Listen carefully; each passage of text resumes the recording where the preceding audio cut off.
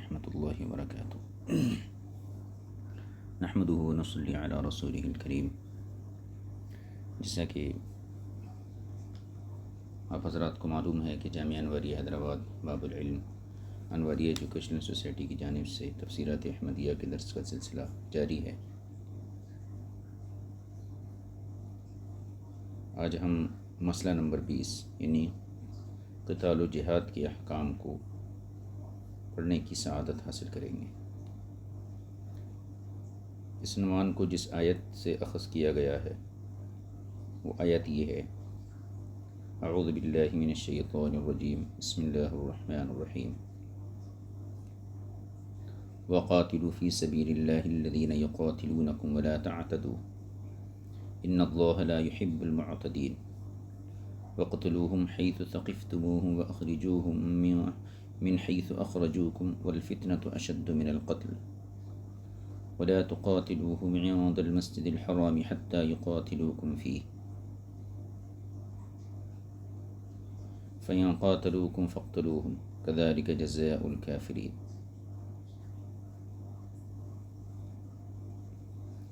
فإن ينتهوا فإن الله غفور رحيم۔ یہ 2 آیتیں ہیں، بلکہ 3 آیتیں ہیں۔ ان آیتوں سے قتال و جہاد کے احکام کا استنباط کیا جاتا ہے۔ اسی مناسبت سے صاحب کتاب نے اس آیت کو یہاں پر جو ہے کوٹ کیا ہے۔ پہلے اس کا ترجمہ پڑھ لیتے ہیں، اس کے بعد اس کی تفسیر کی طرف توجہ کریں گے۔ وقاتلوا فی سبیل اللہ الذین یقاتلونکم ولا تعتدوا، اللہ کے راستے میں ان سے جہاد کرو جو تم سے لڑتے ہیں اور زیادتی نہ کرو۔ اللہ تعالیٰ ان اللہ لا يحب المعتدین، بے شک اللہ زیادتی کرنے والوں کو پسند نہیں کرتا۔ وقتلوہم حیث ثقفتموہم، اور انہیں مارو جہاں کہیں تم انہیں پاؤ۔ واخرجوہم من حیث اخرجوکم، اور انہیں نکال باہر کرو جہاں سے انہوں نے تمہیں باہر نکالا تھا۔ والفتنة اشد من القتل، اور فتنہ قتل سے زیادہ گھنونا جرم ہے، سخت جرم ہے۔ ولا تقاتلوهم عند المسجد الحرام حتى يقاتلوكم فيه،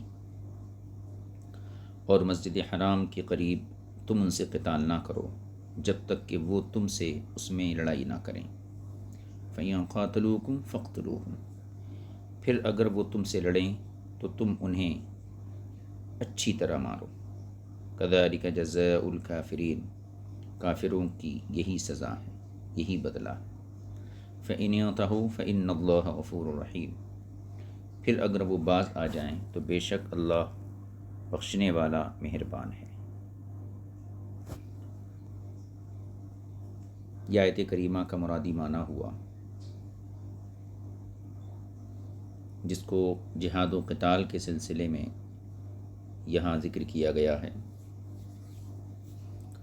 ملا جیون علیہ الرحمہ فرماتے ہیں، جہاد و قتال کے مسائل کے متعلق قرآن کریم میں بکثرت آیات ہیں، یعنی قرآن کریم میں بہت سی آیتیں ہیں جو اس مضمون کو ثابت کرتی ہیں، بلکہ قرآن کریم اس موضوع سے بھرا ہوا ہے، یعنی جگہ جگہ اس مضمون کو بیان کرنے کے لیے آیتیں وارد ہوئی ہیں، آیتیں موجود ہیں۔ ان آیات میں سے بعض آیتیں ناسخ ہیں اور بعض منسوخ ہیں، یعنی بعض آیتیں ایسی ہیں جن کا حکم منسوخ ہو چکا ہے، اور بعض آیتیں وہ ہیں کہ جو گزشتہ آیتوں کے لیے ناسخ ہیں۔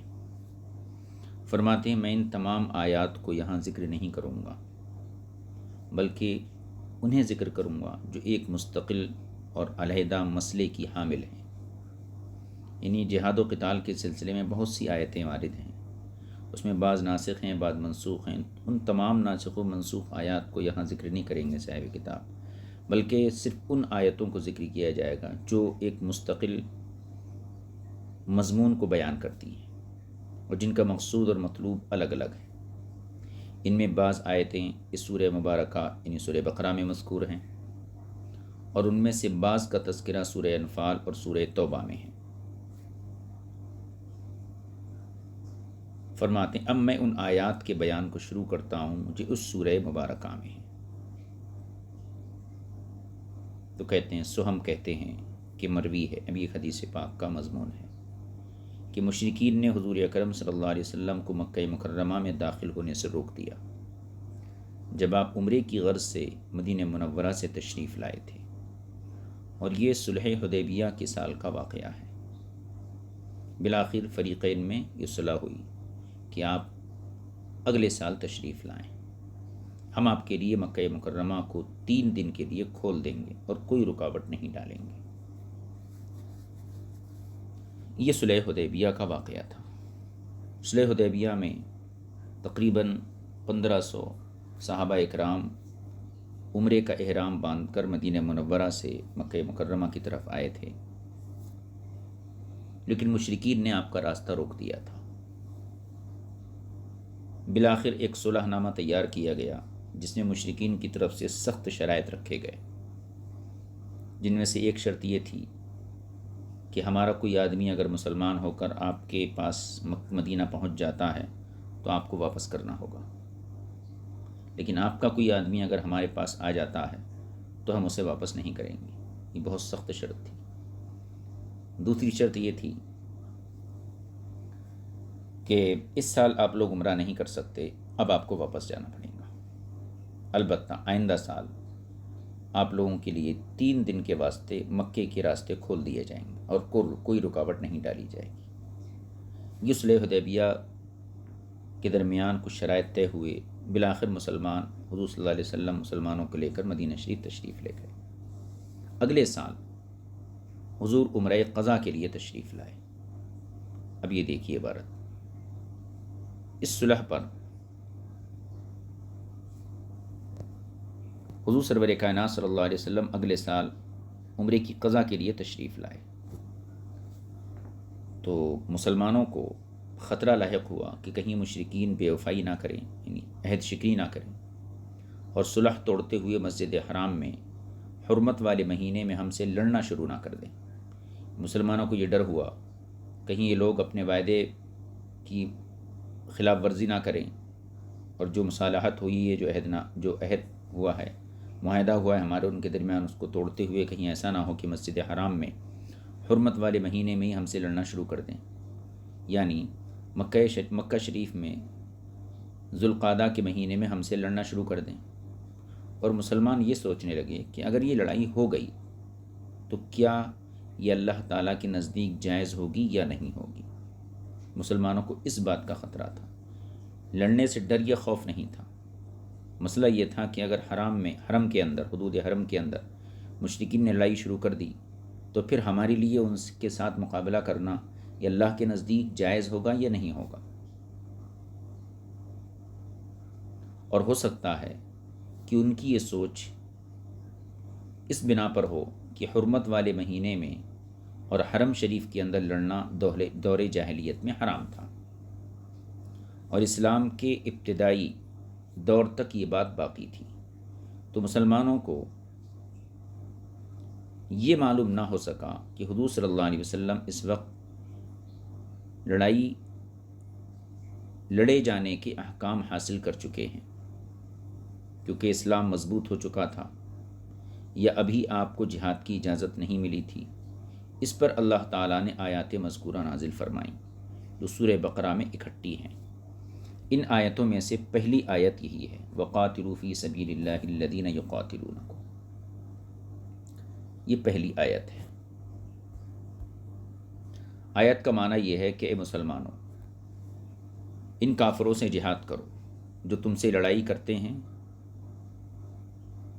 ان کافروں سے جہاد کرو جو تم سے لڑائی کرتے ہیں یا نہیں کرتے، ہاں زیادتی نہ کرنا، یعنی ان کی طرف سے لڑائی چھیڑنے سے قبل تم اپنی طرف سے لڑنے کی ابتدا نہ کرنا۔ یہ حکم پہل نہ کرنے کا اسلام کے ابتدائی دور میں تھا، پھر منسوخ ہو گیا۔ یعنی شروع میں یہ حکم تھا کہ تم اپنی طرف سے لڑائی کا آغاز مت کرنا، اپنی طرف سے پہل مت کرنا، تو پہل نہ کرنے کا حکم یہ اسلام کے ابتدائی دور میں تھا، بعد میں یہ منسوخ کر دیا گیا۔ لہذا اس کے منسوخ ہونے کے بعد اب کافروں سے جہاد کرنا واجب ہے، خواہ وہ پہل کریں یا نہ کریں۔ اور اس کی تائید اس روایت سے ہوتی ہے جو حضرت ربیع بن انس رضی اللہ تعالیٰ عنہ سے مروی ہے، جس میں یہ مذکور ہے کہ یہ آیت یعنی وقاتلوا فی سبیل اللہ الذین، یہ آیت سب سے پہلی آیت ہے جو جہاد کے بارے میں مدینہ منورہ میں نازل ہوئی۔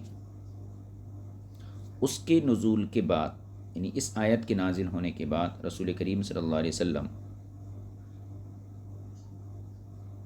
اس سے جہاد کرتے جو مسلمانوں سے لڑتا، اور جو نہ لڑتا اس سے جہاد نہیں فرماتے۔ یہ خلاصہ تھا تفسیر کشاف کا۔ ملا جیون فرماتے ہیں اس کی تفسیر میں ہم یہ بھی کہہ سکتے ہیں کہ الذین یقاتلونکم کا معنی تمام قسم کے کفار ہیں، خواہ وہ مسلمانوں سے لڑیں یا نہ لڑیں، کیونکہ تمام کافر بہرحال مسلمان کے دشمن اور مخالف ہیں۔ ہر ایک کا پروگرام یہ ہے، منصوبہ یہ ہے کہ مسلمانوں کو ختم کر دیا جائے، لہذا وہ مسلمانوں کے خلاف صف آرا ہیں، متحد ہیں۔ ان سے نہ لڑنے والے بھی لڑنے کا پروگرام رکھنے کی وجہ سے لڑاکے ہیں۔ ایک معنی تو یہ ہے۔ فرماتے ہیں ایک معنی اس آیت مبارکہ کا یہ بھی ہو سکتا ہے، کون سا؟ کہ الذین یقاتلونکم سے مراد وہ کافر جو تم سے لڑتے ہیں یا لڑنے کی ان سے توقع کی جا سکتی، اگرچہ وہ لڑ نہیں رہے ہیں۔ اس معنی کے اعتبار سے کافروں میں سے وہ کافر نکل جائیں گے جن سے لڑائی کی امید نہیں ہے اور نہ ہی وہ عملی طور پر لڑائی میں شریک ہیں۔ مثلا بہت بوڑھا کافر ہے جو بستر مرگ پر تڑپ رہا ہے، یا بچے ہیں، یا مجنون یا دیوانے ہیں، یا لنجے ہیں، اندھے ہیں، بیمار ہیں، عورتیں ہیں وغیرہ، تو ایسے کافر نکل جائیں گے۔ لہذا ایسے لوگوں کو مارنا ممنوع ہے، کیونکہ یہ مقابلے کی سکت نہیں رکھتے، مقابلے کی طاقت نہیں رکھتے، اور نہ ہی لڑائی کے لیے میدان میں یہ لوگ اتر سکتے ہیں۔ لہذا ایسے کافروں کو قتل کر کے زیادتی کا ارتکاب نہ کرو، زیادتی مت کرو۔ جن کا قتل کیا جانا ممنوع قرار دیا ہے ان کو قتل مت کرو، ورنہ یہ زیادتی ہوگی۔ تو ایک تو زیادتی کا یہ معنی ہے، اور دوسرا زیادتی کا معنی یہ بھی ہے، یا زیادتی نہ کرو کا معنی یہ ہوگا کہ کافروں کا مسئلہ نہ کرو، یعنی ان کی آنکھیں نکال دی جائیں، بازو یا ٹانگ وغیرہ کاٹ دی جائے، یعنی بدن کو بگاڑ دیا جائے مارنے کے بعد، تو مسئلہ کرنے سے گویا کہ منع فرمایا، اور زیادتی کو دراصل مسئلہ کرنے کو یعنی اعضاء کاٹنے کو، چہرہ بگاڑنے کو زیادتی سے تعبیر کیا گیا۔ مسئلے کی حرمت اسلام کے آخری ایام میں ہوئی تھی، یہ بھی زیادتی کا ایک مطلب ہے کہ زیادتی کا مطلب ان کا مسئلہ مت بناؤ، یا زیادتی نہ کرو کا یہ بھی مطلب ہو سکتا ہے کہ جن کافروں سے تم نے باہم معاہدہ کر رکھا ہے، جن سے تمہارا معاہدہ ہو چکا ہے، اس معاہدے کو توڑ کر زیادتی نہ کرو، یہ بھی زیادتی کا ایک مفہوم ہے۔ یا پھر زیادتی نہ کرنے کا یہ بھی مفہوم ہے کہ تم کافروں کے ساتھ لڑائی دعوت اسلام دیے بغیر نہ کرو، یعنی پہلے ان کو اسلام کی دعوت دو، اگر قبول کر لیں تو ٹھیک ہے، اور اگر قبول نہ کریں تو اس کے بعد جنگ کا آغاز کرو، تو بغیر اسلام کی دعوت پیش کیے لڑائی مت کرو، کیونکہ طریقہ یہ ہے کہ پہلے تم انہیں اسلام قبول کرنے کی دعوت دو، پھر وہ نہ مانیں تو ان پر جزیہ مقرر کرو، اور اس پر بھی راضی نہ ہو تو اب قتال و جہاد کرو۔ بغیر دعوت دیے جہاد کرنا یہ زیادتی ہوگی۔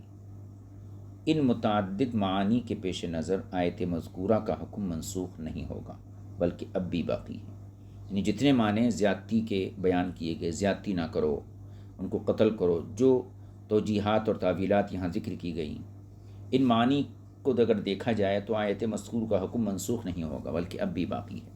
یہ گفتگو تھی بیضاوی کی،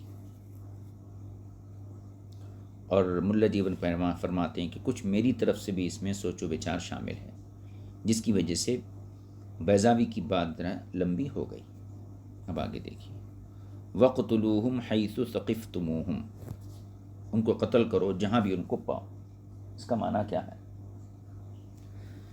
اس کا معنی یہ ہے کہ تم کافروں کو حل و حرم میں جہاں کہیں پاؤ مارو، چاہے وہ حرم کے ایریے میں ہوں یا دیر کے حل کے ایریے میں ہوں، یعنی حرم کے باہر جو حدود ہیں، اور تم اب انہیں ان کے گھروں سے باہر نکال دو، جیسا کہ گزشتہ سالوں میں انہوں نے تمہیں تمہارے گھروں سے باہر نکال دیا تھا، حتیٰ کہ تم ہجرت کر کے مکہ چھوڑ کر مدینہ چلے گئے تھے۔ تو جس طریقے سے تمہیں انہوں نے گھروں سے نکالا، اسی طریقے سے تم بھی انہیں گھروں سے نکالو۔ اس کو انتقام بالبدل بولتے ہیں۔ اور حضور سرور کائنات صلی اللہ علیہ وسلم نے یوم فتح مکہ یعنی فتح مکہ کے موقع پر ان لوگوں کے ساتھ یہی سلوک کیا جو اسلام نہیں لائے تھے۔ یہ ہو گیا۔ آگے دیکھیے، فتنہ والفتنۃ اشد من القتل، فتنہ قتل سے زیادہ گھنونا اور سخت جرم ہے، یعنی وہ مشقت جو کسی انسان کو جھیلنی پڑتی ہے، جیسا کہ لوگوں کو ان کے گھروں سے باہر نکال دینا، یہ ان کے لیے قتل کیے جانے سے زیادہ پریشان کن ہے۔ کیوں؟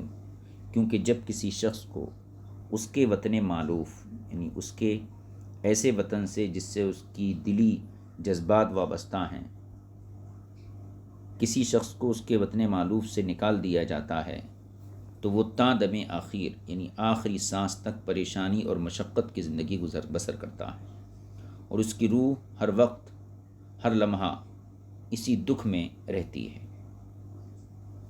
فتنے سے مراد یہاں مشرکین کا شرک بھی ہو سکتا ہے، یہ دوسرا معنی ہے،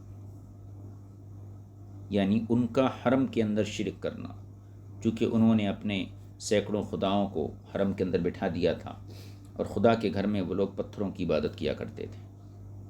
تو فرمایا یعنی ان کا حرم میں شرک کرنا اور تم مسلمانوں کا اس میں داخلہ بند کر دینا، یہ اس سے زیادہ جرم ہے جو تم انہیں قتل کرتے ہو۔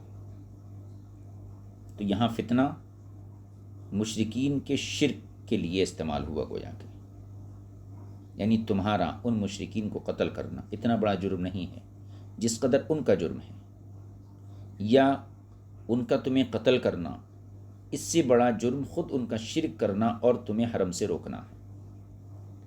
اگر وہ تم سے لڑیں تو ان کے قتال میں تم کسی قسم کی جھجک محسوس نہ کرو، یہ مطلب ہو گیا۔ یا فتنے سے مراد عذاب قبر ہے، یہ مختلف معانی ہیں جو کشاف میں ذکر کیے گئے ہیں۔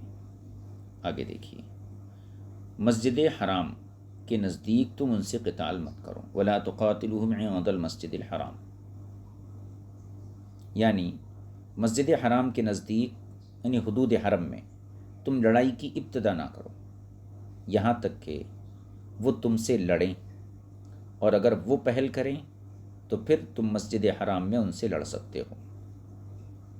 ابتدا تمہاری طرف سے اس لیے نہیں ہونی چاہیے کہ ایسا کرنے میں حرم کی حرمت نہیں رہتی ہے۔ اگر ابتدا وہ کرتے ہیں تو انہوں نے حرم کی حرمت کو توڑا، تو اب تم پر ان سے جنگ کرنے میں کوئی حرج نہیں ہے،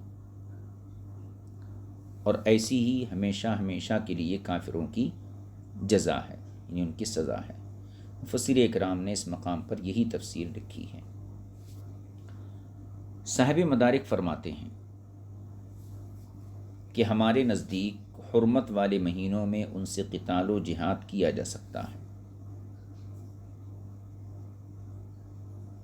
قتال و جہاد کیا جا سکتا ہے،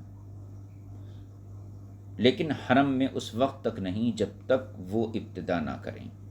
پتہ چلا کہ حرم کی جو حرمت ہے مہینوں کی حرمت سے زیادہ ہے۔ اگر ابتدا ان کی طرف سے ہو لڑائی کی تو ہم ان کو جواباً قتل کر سکتے ہیں، یہ حرم کا حکم ہے، لیکن حرم کے اندر ہم خود لڑائی کا آغاز نہیں کر سکتے۔ اور وَاقْتُلُوهُمْ حَيْثُ ثَقِفْتُمُوهُمْ کے الفاظ کا ظاہری معنی یہ بتاتا ہے کہ کفار و مشرکین کا قتل ہر جگہ ہر مکان میں مباح ہے، یعنی حلال ہے۔ پھر اللہ رب العزت نے فرمایا وَلَا تُقَاتِلُوهُمْ عِندَ الْمَسْجِدِ الْحَرَامِ حَتَّى يُقَاتِلُوكُمْ فِيهِ، تم ان سے مسجد حرام کے نزدیک جنگ مت کرو یہاں تک کہ وہ تم سے لڑائی شروع کر دیں اس میں۔ تو اس ارشاد فرما کر اس جملے کے ذریعے حرم شریف کو اس بارے میں مخصوص کر دیا یعنی وقتلوہم حیث ثقفتموہم سے کیا پتہ چلا؟ کفار و مشرکین کا قتل ہر جگہ ہر مکان میں مباح ہے، لیکن ولا تقاتلوہم عند المسجد الحرام کو اس عام حکم سے خاص کر لیا کہ اس میں تم اس وقت تک لڑ سکتے ہو جب ابتدا ان کفار کی طرف سے ہو۔ شرح التاویلات میں یہی معنی مذکور ہے۔ انتہا کلام ان کا کلام پورا ہو گیا۔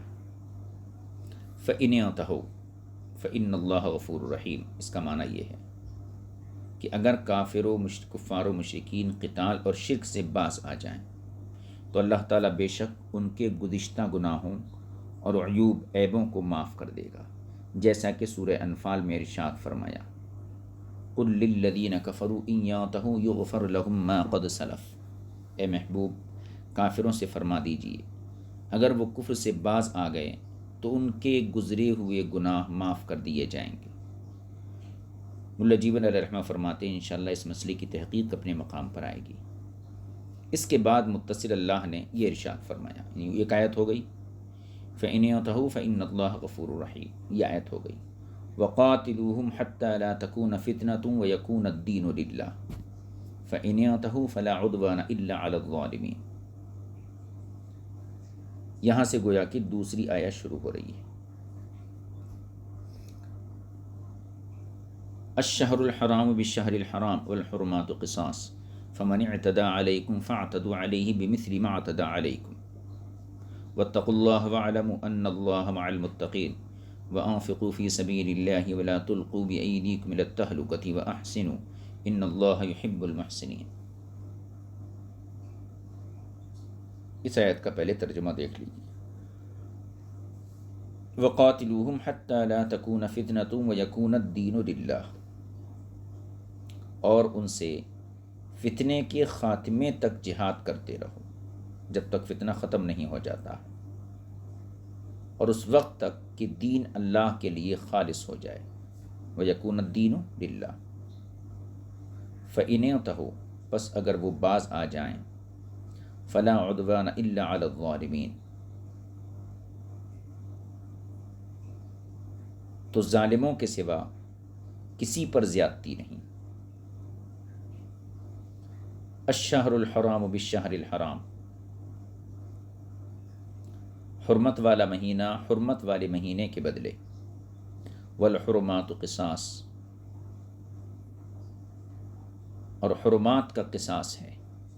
فمن اعتدى علیکم، پس جو شخص تم پر زیادتی کرے، فاعتدوا علیہ بمثل ما اعتدى علیکم، تو تم بھی اس کی زیادتی کا جواب اتنا ہی دو جتنی اس نے تم پر زیادتی کی ہے۔ واتقوا اللہ واعلموا ان اللہ مع المتقین، اور اللہ سے ڈرتے رہو اور جان لو بے شک اللہ پرہیزگاروں کے ساتھ ہے۔ وانفقوا فی سبیل اللہ ولا تلقوا بأیدیکم الی التہلکہ، اور خرچ کرو اللہ کی راہ میں، ولا تلقوا بأیدیکم الی التہلکہ، اور اپنے ہاتھوں ہلاکت میں مت ڈالو، یعنی خود اپنے آپ کو ہلاکت میں مت ڈالو۔ وَأَحْسِنُوا، اور احسان کیا کرو۔ ان اللہ یحب المحسنین، بے شک اللہ احسان کرنے والوں کو پسند فرماتا ہے۔ یہ ترجمہ ہو گیا اس کا۔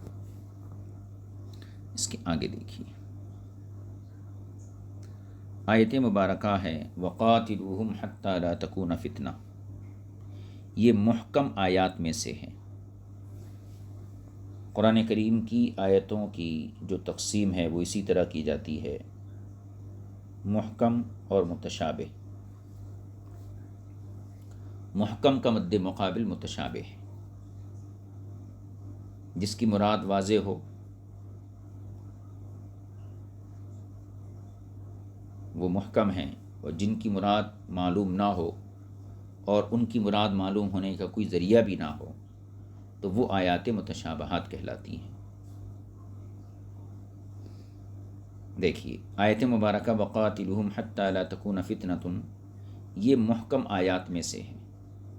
جیسے قرآن میں هو الذی انزل علیک الکتاب منہ آیات محکمات ہن ام الکتاب واخر متشابہات، تو یہاں پر 2 قسم کی آیتوں کو تذکرہ کیا گیا ہے. تو فرمایا یہ آیت محکمات میں سے ہے اور ان آیتوں کی ناسخ ہے جس میں حرمت والے مہینوں میں جہاد و قتال کی حرمت کی قید بیان کی گئی ہے.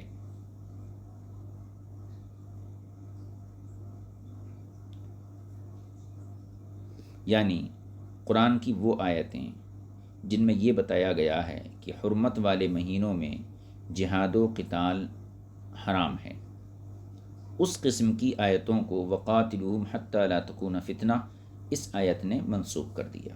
معنی یہ ہے کہ ان سے اس وقت تک قتال کرو جب تک شرک باقی رہتا ہے اور دین خالص اللہ تعالیٰ کا نہیں ہو جاتا، ایسا خالص کہ اس میں شیطان کا کوئی حصہ نہ رہے. یعنی کسی طرح بھی شیطان کی لوگ عبادت نہ کریں، سو اگر وہ شرک سے باز آ جائیں تو پھر ان سے قتال نہ کرو، کیونکہ زیادتی اور عدوان صرف ظالموں پر جائز ہے اور شرک سے باز آ کر وہ ظالم نہیں رہتے ہیں، لہذا اب انہیں قتل نہیں کیا جائے گا. اور یہ معنی کہ تم ظلم صرف ان پر کرو جو شرک سے باز نہ آنے کی وجہ سے ظالم ہیں. اس آیت میں ظالموں کو بدلہ اور ان کو دی جانے والی جزا کو ظلم کہا گیا ہے، حالانکہ یہ انصاف اور عدل ہے. اس کی وجہ دونوں کا ہم معنی ہونا ہے. جیسے کہا جاتا ہے ظلم کا بدلہ ظلم ہے، انصاف کا بدلہ انصاف ہے. تو اس آیت میں ظالموں کو جو بدلہ دیا گیا اور جو جزا دی گئی اس کو ظلم سے تعبیر کیا گیا، حالانکہ وہ بدلہ ان کے لیے عین انصاف ہے. تو اس کی وجہ بیان کر رہے ہیں کہ اس کی وجہ یہ ہے کہ دونوں ہم معنی ہیں، ظلم کا بدلہ ظلم، انصاف کا بدلہ انصاف. اس کی مثال قرآن کریم کی ایک اور آیت میں ہے، یعنی فَمَنِ اعْتَدَىٰ عَلَيْكُمْ فَاعْتَدُوا عَلَيْهِ بِمِثْلِ مَا اعْتَدَىٰ عَلَيْكُمْ، کہ جو تم پر زیادتی کرے اس کے ساتھ تم بھی اسی قدر زیادتی کرو جتنی اس نے کی. یہاں زیادتی کا بدلہ زیادتی قرار دیا گیا، مدارک میں اسی طرح مذکور ہے. یہی مضمون اللہ رب العزت نے سورہ انفال میں بھی ذکر فرمایا ہے، لیکن وہاں الفاظ میں کچھ فرق ہے. اب یہاں سے ایک اعتراض، اگر یہ اعتراض کیا جائے کہ آیت قتال یعنی وقاتلوہم حتی لا تکون فتنہ، اس سے یہ معنی اخذ ہوتا ہے، یعنی یہ معنی نکلتا ہے، یہ معنی سمجھ میں آتا ہے کہ ہر قسم کے مشرک سے قتال لازم ہے، خواہ وہ ذمی ہو یا حربی ہو، کیونکہ اللہ تعالیٰ نے قتال و جہاد کی انتہا پر بیان فرمایا. یعنی اللہ تعالیٰ نے قتال و جہاد کی انتہا بیان کر دی ہے کہ جب تک فتنہ یعنی شرک کا خاتمہ نہ ہو جائے جب تک قتال کرو. اور یہ شرک، یہ خرابی ذمی اور حربی دونوں کے اندر موجود ہے. تو اس سے تو یہ معنی اخذ ہوتا ہے کہ ہر قسم کے مشرک سے قتال لازم ہے. اس کے جواب میں وہ کہا جائے گا جو بعض افاضل نے کہا ہے، بعض فضلاء نے، اہل علم نے کہا ہے، وہ یہ کہ فتنے کے خاتمے سے مراد مشرک کی طاقت و حکومت اور سلطنت کا خاتمہ ہے. ایسا خاتمہ کہ مشرکین اپنے شرکیہ دین کے احکام جاری نہ رکھ سکے، علی الاعلان وہ اپنی مشرکانہ رسوم کو ادا نہ کر سکیں، اور وہ لوگ جو مشرکین میں سے جزیہ ادا کرتے ہیں جنہیں ذمی کہا جاتا ہے، ان کے شرکیہ دین کے احکام ان سے چھین لیے جاتے ہیں اور وہ اسلامی احکام کے پابند و مطیع ہوتے ہیں، لہذا وہ ذمی اس آیت کے حکم سے خارج ہیں. دوسرا جواب یہ بھی ہو سکتا ہے کہ لفظ حتیٰ اس آیت میں انتہائی غایت کے لیے نہیں ہے، جو علاقہ معنی ہے. یعنی حتیٰ علاقہ معنی دیتا ہے. علاقہ معنی کیا ہے کہ کسی چیز کی انتہا کو بتاتا ہے. تو یہاں پر حتیٰ جو ہے وہ غایت بتانے کے لیے نہیں، بلکہ وہ یہاں لام کے معنی میں ہے، جس کا معنی ہے تاکہ. لام کا معنی کیا ہوتا ہے؟ تاکہ ہوتا ہے. یہ معنی امام فخر الاسلام رحمہ اللہ کا مختار معنی ہے، انہوں نے اس کو پسند کیا. یعنی وقاتلوہم حتی لا تکون فتنہ، ان سے جنگ کرو یہاں تک کہ، یعنی تاکہ فتنہ ختم ہو جائے. یہ دوسرا جواب تھا. تیسرا جواب یہ ہے کہ اس فتنے سے مراد جنگ و جدال ہے، اور ذمی جو ہے اسلامی حکومت کا اطاعت گزار اور نہ لڑنے کا پابند ہوتا ہے، اس لیے وہ اس فتنے میں شامل نہیں ہے۔ 3 جواب ہو گئے۔ چوتھا جواب یہ ہے کہ یہ آیت یا تو منسوخ ہے یا پھر مخصوص ہے، یعنی یا تو یہ منسوخ ہے یا پھر اس کے اندر تخصیص کی گئی ہے۔ اس کی ناسخ اور مخصص وہ آیت ہے کہ سورہ برات میں ہے، یعنی حتیٰ یعطوا الجزیۃ، ان سے جہاد کرو اس وقت تک جب تک کہ وہ ذلیل ہو کر جزیہ دینے پر رضامند نہ ہو جائے۔ تو ایک تو یہ ہے کہ سورہ برات کی اس آیت سے اس حکم کو منسوخ قرار دیا جائے اس آیت کو، یا پھر اس کو مخصوص اس کی تخصیص کی جائے۔ آگے دیکھیے، الشہر الحرام بالشہر الحرام والحرمات قصاص، اس کا معنی یہ ہے کہ تمہارا اس سال کا ذوالقعدہ مہینہ یہ ان کے گزشتہ سال کے ذوالقعدے کا عوض ہے، یعنی جب انہوں نے گزشتہ سال ذوالقعدہ میں تم سے لڑائی کی تھی تو اس سال کے موجود ذوالقعدہ میں تم بھی ان سے جہاد کرو، یعنی اس سال، اور اس مہینے کی حرمت اور احترام کی پرواہ نہ کرو، اور قابل احترام چیزیں قصاص و مساوات چاہتی ہیں، برابری چاہتی ہیں، خواہ ان کا تعلق پچھلے سال سے ہو یا اس سال سے ہو۔ مسلمانوں نے جب یہ دونوں باتوں کو ناپسند کیا، ایک یہ کہ مسجد حرام میں لڑنا اور دوسرا یہ کہ حرمت والے مہینے میں لڑنا، تو اللہ رب العزت نے مسجد حرام میں لڑنے کی بات کے سلسلے میں ان سے یوں خطاب فرمایا، وَلَا تُقَاتِلُوهُمْ عِنْدَ الْمَسْجِدِ الْحَرَامِ حَتَّى يُقَاتِلُوكُمْ فِيهِ، اور ان سے مسجد حرام کے قریب لڑائی مت لڑو یہاں تک کہ وہ اس میں جنگ کا آغاز کر دیں۔ اور حرمت والے مہینے کے متعلق اس طریقے سے ارشاد فرمایا، الشہر الحرام بالشہر الحرام والحرمات قصاص۔ یہ تھا اس مضمون کا خلاصہ جو ان آیات کے نازل فرمانے کی وجہ تھی۔ اس مقام پر اتنی ہی تفصیل کافی ہے۔ اب آگے دیکھیے، قتال و جہاد کی آیات کی تفاسیر اور ان کی کتب فقہ میں جو بحث مذکور ہے، میری واقفیت و معلومات کے مطابق ان کا خلاصہ یہ ہے، یہ ملا جیون کی عبارت ہے کہ قتال و جہاد سے متعلق جو آیتیں ہیں ان کی جو تفسیر آئی ہے اور فقہی کتابیں میں ان سے متعلق جو بحثیں ہیں، تو اس کا خلاصہ یہ ہے کہ اسلام کے ابتدائی دور میں جب اسلام کمزور تھا تو رسول کریم صلی اللہ علیہ وسلم صرف تبلیغ کے لیے مامور تھے، جیسا کہ اللہ تعالیٰ کا یہ قول اس کی طرف اشارہ کر رہا ہے، ان علیک الا البلاغ، یعنی آپ قتال و جہاد کے حکم نہیں دیا گیا تھا، بلکہ اس وقت صرف درگزر کرنے اور معاف کر دینے کا حکم تھا، جیسے کہ اللہ تعالیٰ کا یہ قول اس بات پر دلالت کرتا ہے، فاعفوا واصفحوا، معاف کرو، درگزر کرو۔ اس قسم کی آیات کو آیات عفو و درگزر کہا جاتا ہے۔ ان کی تعداد بکثرت ہے، بہت ہیں ایسی آیتیں، اور تفسیر زاہدی میں ہے کہ ایسی آیات 70 کے لگ بھگ ہیں، یعنی 70 آیتیں ہیں جن میں عفو و درگزر کا حکم دیا گیا ہے، اور تفسیر الاتقان فی علوم القرآن میں ان کی تعداد 124 بتائی گئی، یعنی 124 آیتیں ایسی ہیں جن میں عفو و درگزر کا حکم دیا گیا ہے، اور یہ سب فَإِذَا انْسَلَخَ الْأَشْهُرُ الْحُرُمُ فَاقْتُلُوا الْمُشْرِكِينَ حَيْثُ وَجَدتُّمُوهُمْ،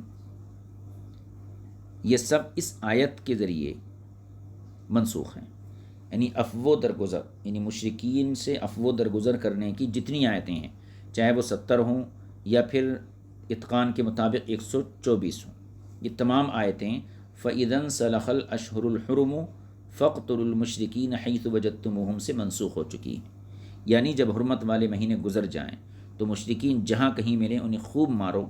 اس آیت سے عفو و درگزر کی تمام آیتیں منسوخ ہو گئی ہیں۔ مختصر یہ کہ حرمت والے مہینوں کے علاوہ ہر وقت قتال واجب ہے، اور حرمت والے مہینوں میں اس کی ممانعت ہے، قتال نہیں کر سکتے، جیسا کہ اس پر آیت کریمہ ہے، قل قتال فیہ کبیر دلالت کرتی ہے کہ حرم کے حدود میں ان سے قتال، حرم کے حدود کے اندر قتال کرنا یہ بہت بڑی چیز ہے۔ اسی طرح ولا الشہر الحرام، یہ آیت بھی اس پر دلالت کرتی ہے۔ اور دوسری بات یہ کہ حل و حرم دونوں میں قتال و جہاد واجب تھا، حرم میں اور حرم کے باہر بھی۔ پھر حرمت والے مہینوں کو حرمت والے مہینوں کی حرمت اللہ تعالیٰ کے اس قول سے منسوخ کر دی گئی، وقاتلوا المشرکین کافہ، حل و حرم کا عموم بھی منسوخ کر دیا گیا، یا اس کو اللہ تعالیٰ کی اس قول وَلَا تُقَاتِلُوهُمْ عِنْدَ الْمَسْجِدِ الْحَرَامِ حَتَّى يُقَاتِلُوكُمْ فِيهِ سے مخصوص کر دیا گیا۔ پھر وہ آیتیں جن میں مطلقاً قتال کے وجوب کا ذکر کیا گیا، قتال واجب ہونے کا ذکر کیا گیا، وہ عام اور ہر مشرک و کافر کے بارے میں یا تو مخصوص یا منسوخ ہیں، یعنی ان میں سے وہ مشرک جو جزیہ دینے پر رضامند ہو جائیں ان سے قتال ممنوع قرار دیا گیا، یا جزیہ دینے والے اس حکم سے نکال لیے گئے، اور وجوب قتال کا حکم ان کے علاوہ کے لیے ہوگا۔ اس کی دلیل قرآن کریم کی یہ آیت حتیٰ یعطوا الجزیۃ، یہاں تک کہ وہ جزیہ دینا قبول کر لیں۔ دوسری طرف جن پر قتال و جہاد لازم کیا گیا تھا، مذکورہ آیتوں میں ان میں سے کسی کو مستثنیٰ نہیں کیا گیا، یعنی مسلمانوں میں سے جن کے اوپر جہاد و قتال لازم کیا گیا کسی کو مستثنیٰ نہیں کیا گیا۔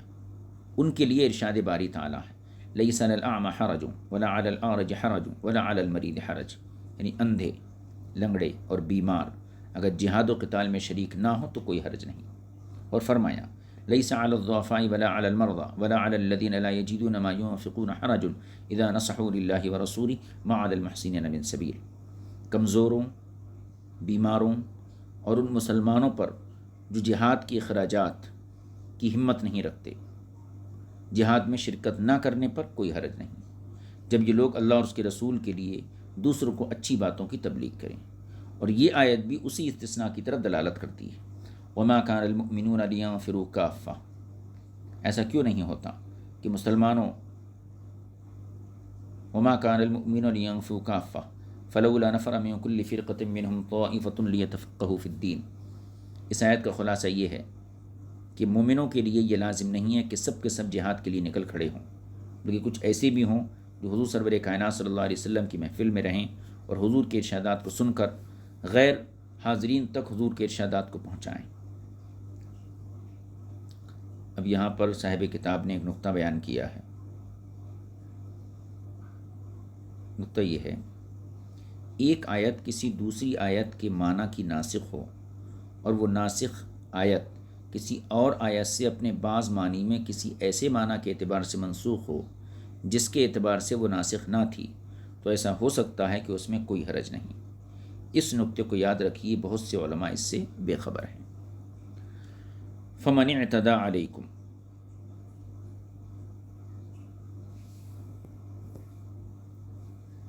جو تم پر زیادتی کرے، فاعتدوا علیہ بمثل ما اعتدى علیکم، تو تم بھی اس کی زیادتی کا جواب اسی قدر زیادتی سے دو جس قدر تم سے زیادتی کی گئی۔ یہ آیت کریمہ اگرچہ واضح طور پر قتال و جہاد کے مسئلے میں نازل ہوئی، کیونکہ اسی مضمون کو اس آیت میں مکمل کیا جا رہا ہے، جس سے زیادتی کی مثل زیادتی مسئلہ جہاد و قتال میں نظر آتی، لیکن اس آیت کے الفاظ چونکہ عام ہیں اس لیے ہر قسم کی زیادتی اور ظلم کو شامل ہے، خواہ وہ جہاد و قتال کے علاوہ کوئی اور ہو۔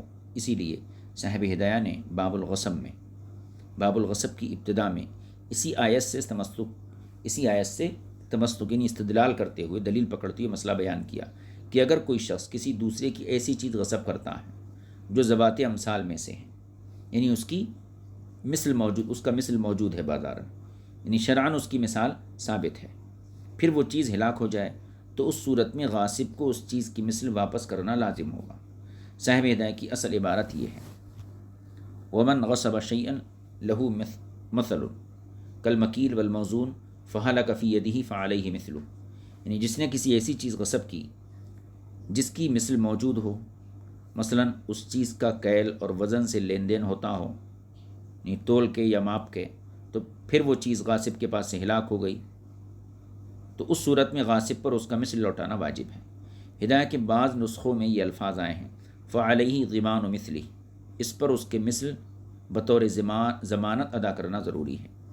عبارت کے الفاظ مختلف ہونے کے باوجود دونوں کا مفہوم ایک جیسا ہی ہے، اور یہ اس لیے کہا گیا ہے کیونکہ واجب مثل ہے جس کو اللہ تعالیٰ اپنے اس قول میں بیان فرماتا ہے فمن اعتدى علیکم فاعتدوا علیہ بمثل ما اعتدى علیکم، اور عقلاً بھی یہ بات درست ہے کہ کسی چیز کا مثل ادا کرنا اعلیٰ درجے کا انصاف اور عدل ہے، کیونکہ اس میں ہلاک شدہ چیز کی جنس اور مالیت دونوں کی رعایت ہوتی ہے، لہذا ضرر و نقصان پورا کرنے میں یہ بہترین طریقہ ہے، اور اس سے ضرر کا مکمل قلع کما یعنی نقصان مکمل طور پر ختم ہو جاتا ہے۔ ہذا کلام، یہ صاحب ادا کا کلام تھا۔ اب جو آیت زیر بحث ہے،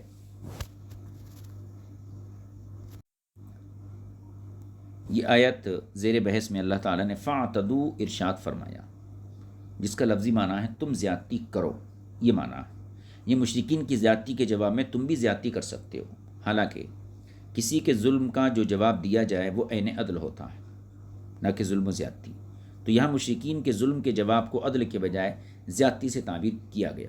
اس کی وجہ مشاکلت ہے، باہمی مشابہت، یعنی ظلم اور جواب ظلم ملتے جلتے ہیں، اس لیے ایک جیسا ہونے کی وجہ سے جواب ظلم کو زیادتی سے تعبیر کیا گیا ہے۔ اور علم بدیع میں اس طریقے کا جواز موجود ہے، خود قرآن کریم کے کئی مقامات پر اس طریقے کو اختیار کیا گیا ہے۔ مثلا صبغۃ اللہ ومن احسن من اللہ صبغہ، اللہ کا رنگ، اور اللہ کے رنگ سے کس کا رنگ خوبصورت ہو سکتا ہے۔ وجزاء سیئۃ سیئۃ مثلھا، برائی کی جزا اسی جیسی برائی ہے۔ ان قریب اس کی تفصیل جو ہے وہ تحقیق سورہ شورى میں آ رہی ہے۔ اور کسی کی کوئی چیز غصب کرنا اور اس چیز کے منافع اور زوائد غصب کرنا، یہ تمام بحث سورہ قصص کے اندر اس کی تحقیق آئے گی۔ وَأَنفِقُوا فِي سَبِيلِ اللَّهِ، اور اللہ کی راہ میں خرچ کرو، اس کے مخاطب غنی لوگ ہیں، صاحب ثروت لوگ ہیں۔ وَلَا تُلْقُوا بِأَيْدِيكُمْ إِلَى التَّهْلُكَةِ، وَلَا تُلْقُوا بِأَيْدِيكُمْ میں ایدیکم سے مراد خود اپنی ذات ہے، اس پر جو با ہے یہ زائد ہے، یعنی تم اپنے آپ کو ہلاکت میں نہ ڈالو۔ اس صورت میں بِأَيْدِيكُمْ مفعول بہ ہوگا، یا پھر لا تلقوا کا مفعول بہ محذوف مانا جائے، پھر عبارت یوں ہوگی لا تلقوا بِأَيْدِيكُمْ انفسکم، اور التہلکہ اور ہلک اور ہلاک یہ ہم معنی الفاظ ہیں۔ آیت مذکورہ کا اپنے سے پہلے والی آیت کے ساتھ ربط و اتصال کی وجہ یہ ہے، یعنی اس سے پہلے جو آیت ہے اس سے اس آیت کا ربط اور تعلق یہ ہے کہ حضور سرور کائنات صلی اللہ علیہ وسلم نے جب مکہ مکرمہ کی طرف عمرۃ القضاء کی ادائیگی کے لیے ارادہ فرمایا تو حضرات صحابہ کی ایک جماعت نے ذات راہ کے قلیل ہونے اور صبر کی قلت کے پیش نظر ان صحابہ کرام کا آپ سے شکوہ کیا جو مالدار تھے، یعنی بعض صحابہ جن کے پاس زیادہ سفر، راستے کا جو خرچے کے لیے کھجوریں وغیرہ جو بھی چیزیں تھیں وہ کم تھیں، تو اس کی وجہ سے ان صحابہ اکرام کا حضور سے شکوہ کیا جو صاحب ثروت تھے، مالدار تھے، کہ وہ انہیں اپنے مال میں سے عطا نہیں کرتے ہیں۔ اس پر اللہ تعالیٰ یہ آیت نازل فرمایا جس میں غنی صحابہ کو خطاب کیا جا رہا ہے کہ اے غنی صحابہ، تم حج کے ارادے سے مکہ جانے پر اپنے غریب ساتھیوں پر خرچ کرو، بخل و کنجوسی کر کے اپنے آپ کو ہلاکت میں نہ ڈالو، اور ان کے ساتھ احسان سے پیش آؤ، کیونکہ اللہ تعالیٰ یقیناً احسان کرنے والوں کو دوست رکھتا ہے۔ حضور سرور کائنات صلی اللہ علیہ وسلم نے ارشاد فرمایا ہے البخیل بعید من اللہ و بعید من الجنہ و قریب من النار، کنجوس آدمی اللہ تعالیٰ اور جنت سے دور ہے اور جہنم کے آگ کے قریب ہے۔ تفسیر حسینی میں یہ سب کچھ ذکر کیا گیا ہے۔ اس معنی کے اعتبار سے ولا تلقوا اور احسنوا دونوں کا عطف انفقوا پر ڈالنا مناسب ہوگا تاکہ ایک ہی مخاطب کو بالترتیب تین باتوں کا خطاب بن جائے۔ ولا تلقوا، اور ولا تلقوا سے فضول خرچی یعنی اسراف کی نہیں کی جا رہی ہے، یعنی فضول خرچی سے روکا گیا ہے، یا ذریعہ معاش کے ضائع کر دینے سے منع کیا جا رہا ہے، یا پھر غزوات کے ترک سے روکا جا رہا ہے، یعنی جنگوں میں نہ جانا، چھوڑ دینا، اس سے روکا گیا ہے، کیونکہ جہاد و قتال نہ کرنے سے دشمن اسلام مضبوط ہوگا اور اس کی مضبوطی سے مسلمانوں کی ہلاک ہونے کا خطرہ ہے، جیسے کہ حضرت ابو ایوب انصاری رضی اللہ تعالیٰ عنہ سے مروی ہے۔ مفسرین کرام کی ایک جماعت نے اس کی تفسیر اسی طرح فرمائی ہے۔ یا پھر اس آیت سے جنگ میں ہتھیار لیے بغیر جانے کی ممانعت ہے کہ جنگ میں بغیر ہتھیار لیے مت جاؤ اور خود بخود اپنی جانوں کو ہلاکت میں مت ڈالو، بلکہ جنگ کی تیاری کرو باضابطہ، وَأَعِدُّوا لَهُم مَّا اسْتَطَعْتُم مِّن قُوَّةٍ وَبِالرِّبَاطِ الْخَيْلِ، جیسا کہ تفسیر زاہدی میں مذکور ہے۔ آگے دیکھیے، علماء کرام کے مابین مشہور یہ ہے کہ آیت کریمہ وَلَا تُلْقُوا بِأَيْدِيكُمْ إِلَى التَّهْلُكَةِ اس میں ظاہر عبارت کے اعتبار سے عام نہیں ہے، عام طور پر منع کیا گیا ہے۔